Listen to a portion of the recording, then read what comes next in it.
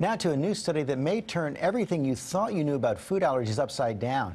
It turns out as many as half of us who think we have allergies really don't. Our Dr. Richard Besser has more. Seafood and nuts. Milk allergy. Fish. Peaches. Nearly 10% of the U.S. population believe that they have a food allergy. But a new study says that as many as half may be wrong. The problem is testing. Traditional methods, such as the skin prick test and the blood test, only indicate if the body produces antibodies, but doesn't necessarily mean that the body can't tolerate the food. Are any of the tests that are done for food allergy better than any other? The oral food challenge is probably the most definitive, and it's what we call the gold standard, because there we're actually having the person ingest it and see whether or not symptoms come on. The problem with doing that is it puts the person at risk of having an allergic reaction. But some are worried that this study might make people less vigilant about food allergies. It presents one side of the story. We absolutely should exercise precaution until further testing and further science is available. I'm going to clean you with alcohol. Oliver, who has suffered from food allergies all his life, is being retested. He has food allergies to milk, dairy products, egg, fish, and possibly tree nuts, but the dairy allergy is a life-threatening allergy. Oliver gets a common test in an oral food challenge every year. This year, good news. He's outgrown his peanut allergy, and his body can now handle eggs and baked goods. Now that I'm not allergic to baked egg, it's easier for me to eat stuff. And Rich Besser joins us now. So much to get into here, Rich. Let's begin with this critical distinction. You got a lot of culprits. That's right. For allergies here. But a lot of people who think they have allergies may simply be intolerant of the food. What's the difference? They are different. A food allergy is an immune reaction. So your body treats the food as something foreign and tries to take it on.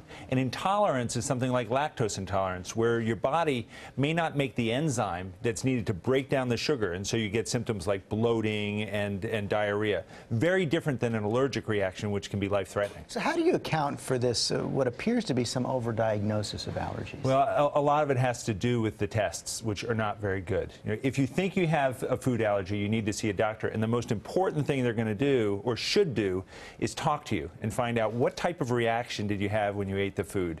Was it something where you had hives, or you had some tickling in your throat, which are true allergic signs, or was it you felt a little nauseous, which may or may not relate to a food allergy?